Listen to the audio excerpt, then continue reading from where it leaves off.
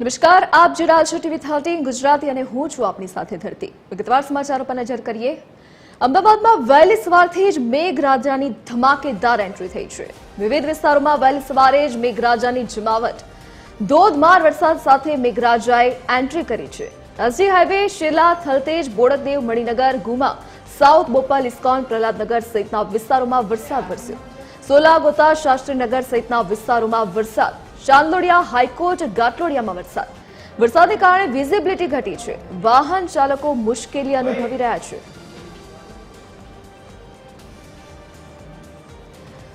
તો વહેલી સવારથી જ વરસાદ વરસવાની શરૂઆત થઈ છે। અમદાવાદમાં વરસાદી માહોલ છવાયો છે।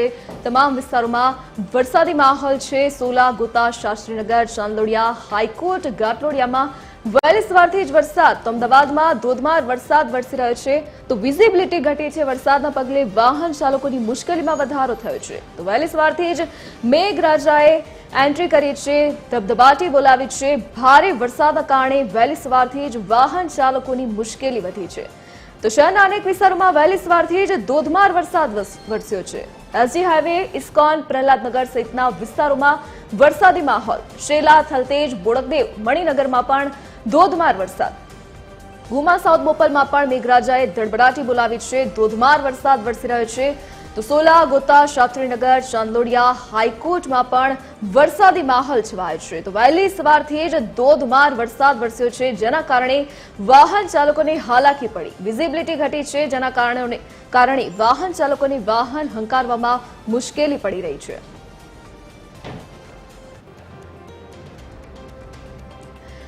તો આપણી સાથે એસોસિએટ એડિટર અરુણ શાહ આપણી સાથે લાઈવ જોડાઈ ગયા છે। જી અરુણ, વહેલી સવારથી જ અમદાવાદમાં વરસાદી માહોલ જામ્યો છે। કયા કયા વિસ્તારમાં વરસાદ વરસી રહ્યો છે અને આગામી સમય માટે વરસાદની શું આગાહી છે હવામાન વિભાગની?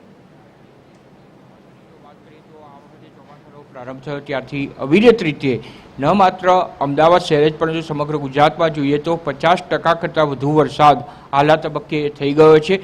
જે રીતે આજે જો અમદાવાદની વાત કરીએ તો જે રીતે અમદાવાદ શહેરમાં સવારથી જ એટલે કે વહેલી સવારથી લગભગ 5:30 વાગ્યાથી જે વરસાદ શરૂ થયો છે અને હાલના તબક્કામાં પણ ભલે વરસાદ ચોક્કસ રીતે ધીમો થયો છે પરંતુ વાદળિયું વાતાવરણ છે, એટલે કહી શકાય કે ભારેથી અતિભારે વરસાદ અમદાવાદ શહેરમાં પણ થવાની શક્યતા છે। જે પણ વરસાદ સવારે 5:30 કલાકે શરૂ થયો તે ધમધમાટ વરસાદ, ભારે વરસાદ થયો હોવાની માહિતી પ્રાપ્ત થઈ છે। અમદાવાદ શહેરના પૂર્વ, પશ્ચિમ સહિત સમગ્ર શહેરમાં જળબંબાકારની સ્થિતિને ખાસ કરીને લોકો જે સવારે નોકરીએ જવા નીકળ્યા હોય તો તેઓને પરળવા સહિતની સ્થિતિ ભારે વરસાદના કારણે જે રીતે અમદાવાદ શહેરની જે જનવ્યવહાર હોય તે પ્રભાવિત થાય તે પ્રમાણેની સ્થિતિનું હાલના તબક્કે સર્જન થયું છે।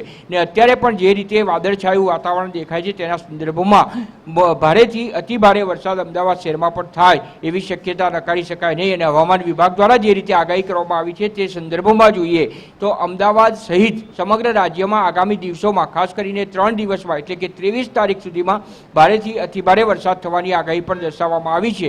એટલે ચોક્કસ રીતે કહી શકાય કે આ વખતનું ચોમાસું ભારેથી અતિભારે વરસાદનું રહેશે ને જે રીતે અત્યારે હાલના તબક્કે વરસાદના પ્રારંભિક સમયમાં જ જે રીતે 50% કરતાં વધુ વરસાદ થઈ ગયો છે તો આગામી સમયમાં પણ હજુ ભારેથી અતિભારે વરસાદ થાય તેવી આગાહી હવામાન વિભાગ દ્વારા કરવામાં આવી છે। પરિણામે જે જનજીવન છે એ પ્રભાવિત ન થાય તેના માટે વહીવટીતંત્ર પણ સતર્ક બન્યું છે અને તકેદારીના તમામ પગલાં લેવામાં આવ્યા છે। ખાસ કરીને રાજ્યની દ્રષ્ટિએ જોઈએ તો દરિયાકાંઠાના તમામ વિસ્તારોને માછીમારી નહીં કરવા સહિતના ચેતવણી પણ ઉચ્ચારવામાં આવી છે। એટલું જ નહીં, જો જળાશયોની વાત કરીએ તો જળાશયો પણ અનેક જળાશયો મોટા પ્રમાણમાં સંપૂર્ણ રીતે ભરાઈ ગયા છે। પરિણામે આ વખતનું ચોમાસું કહીએ તો હાલના તબક્કે જે સ્થિતિ છે તેના સંદર્ભમાં ચોમાસું સારું ચોક્કસ છે, પરંતુ તેના સંદર્ભમાં હવે પછીનો સમય કેવો જાય છે અને ચોમાસું કેવું રહેશે તેના પર સર્વે ગુજરાતનો પરિસ્થિતિ કેવી રહેશે તેના પર આધાર રહેશે। ધરતી જી અરુણ, વિગત સાથે જોડાવા બદલ આપનો આભાર।